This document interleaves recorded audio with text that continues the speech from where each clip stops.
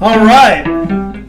I was sitting all around it there. I think most of you probably recognize that as a pass at Mike Bloomfield's solo in the great tune Born in Chicago by the Paul Butterfield Blues Band.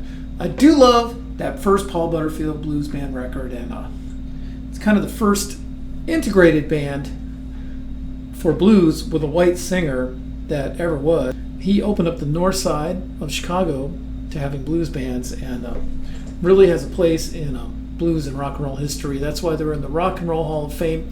I'm doing this lesson by request because one of my students said, please would you do some Michael Bloomfield, and I said no problem.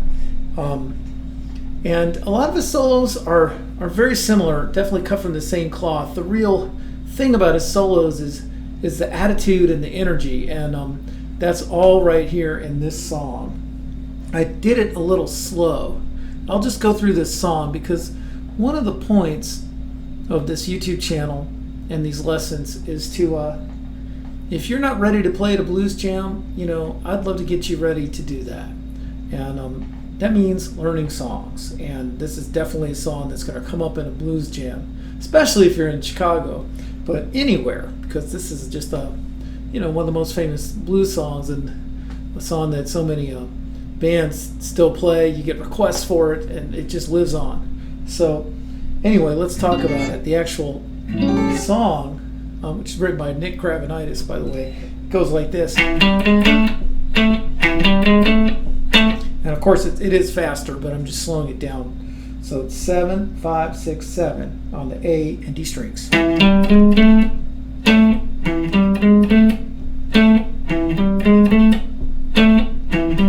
Then D, move your hand, just move your hand. Start with the third finger on the 5th fret of the A string for this, right? Back, just move your hand. Start with your 5th finger on the 7th fret of the A string. And then you can just kind of roll over 2 strings to the 7th fret of the E string.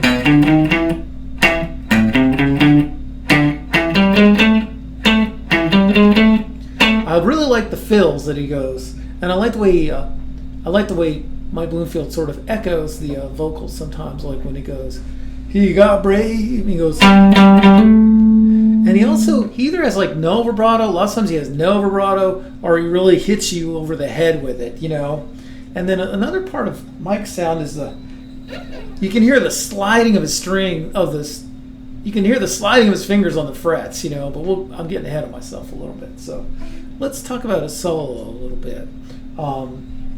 It kind of starts like Mojo. That was another one of Paul Butterfield's band's greatest moments on record, with Sam Lay doing a Mojo. And also, speaking of Sam Lay, if you really like Mike Bloomfield and like these Paul Butterfield records, definitely check out Sam Lay and Bluesland. That's got some of Mike Bloomfield's best playing on it, in my opinion.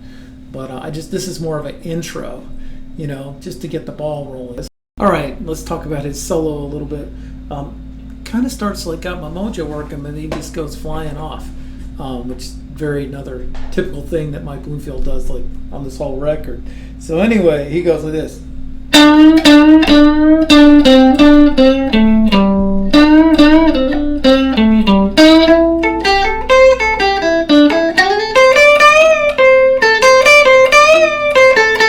He's already up here.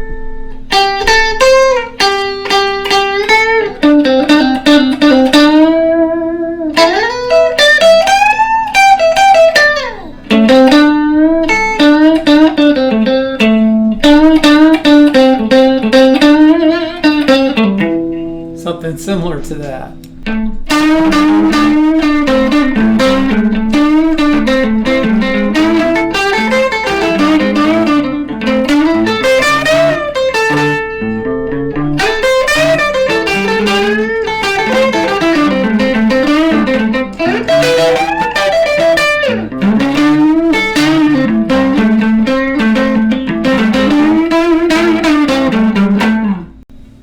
Okay, now that kind of played that solo or took a pass at it anyway, I'm going to sort of break down what happens in it. And this is really pretty like kind of pentatonic blues scale type of stuff.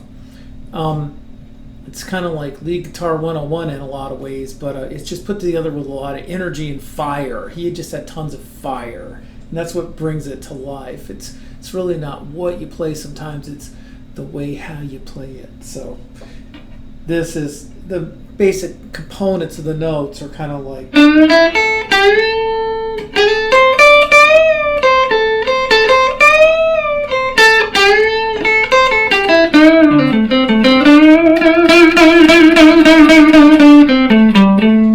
those are sort of the components. And you could try this really exaggerated vibrato.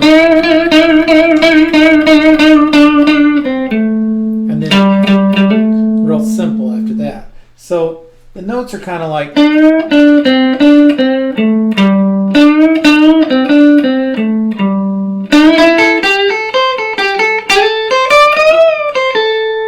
so he has this way of linking together this position and this position. So it's like you're playing out of the E bar chord in A, sort of. And then you slide with your third finger to the 10th fret. Once you got your third finger at the 10th fret, then you're at this position. Not reinventing the wheel here. And then you'll notice he does go sharp. He really does. I did it at the beginning of the video, and I did it on purpose. A little sharp. And it must have just been the weight of the guitar and his finger, or who knows what it was. But it's there. It's about, forget the second now. Anyway.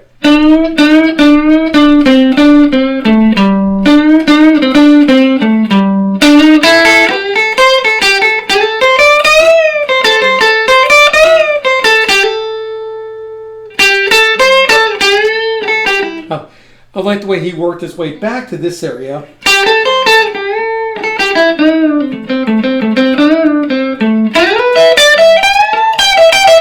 That's the highlight of the solo, is when it's the song goes to the 5 in E, he goes to E. And then he slides it down. And you can really hear those slides. That's kind of part of the energy and the verve and just the excitement. I mean, they were just excited to be alive back then, man.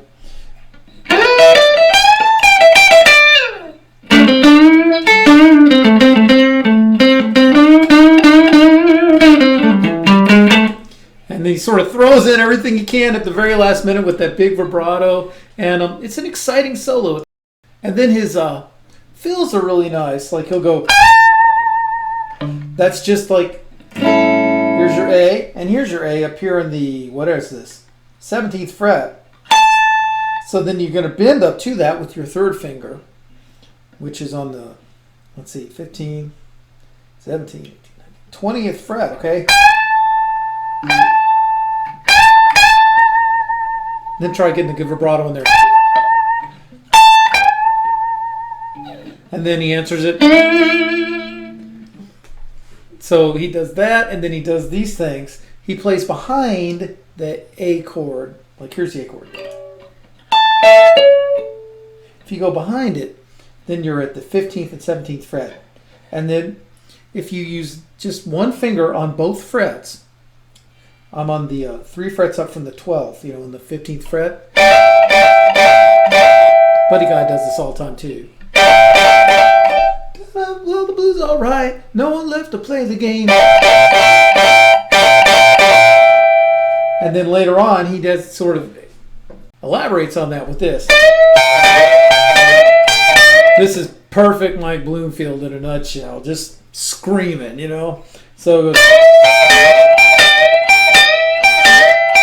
The trick is you got to keep this one straight, the high E string, and this one's got to just let him have it. Just bend it up a whole step. Probably the easiest way to do it is take these 2 fingers and bend on the 15th fret of the B string. And just, now this is over in A7th, right? It's like this.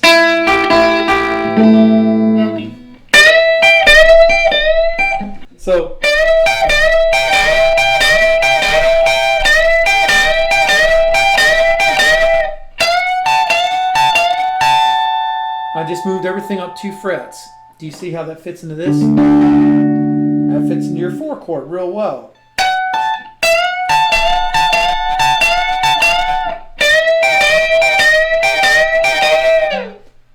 So those are some of the fills in that song, and those are just classic fills that have the energy. So you got to crank the amp up to really get the tone. You don't need any effects. Just crank the amp up, maybe crank up the reverb, and it's just like it says on the record, to fully appreciate the Paul Butterfield blues. Any guys out there, if you knew Mike Bloomfield, Paul Butterfield, please leave a comment. I mean, it's so sad that he died at 37, and I feel like his style was definitely maturing. If you look at his Tacoma solo records like Aniline and stuff, you know, it was wide ranging and it was maturing. And if he hadn't had those problems in life that he had, you know, he'd still be here and he'd be playing great blues. So leave a comment and hope you enjoyed this video, and see you next time.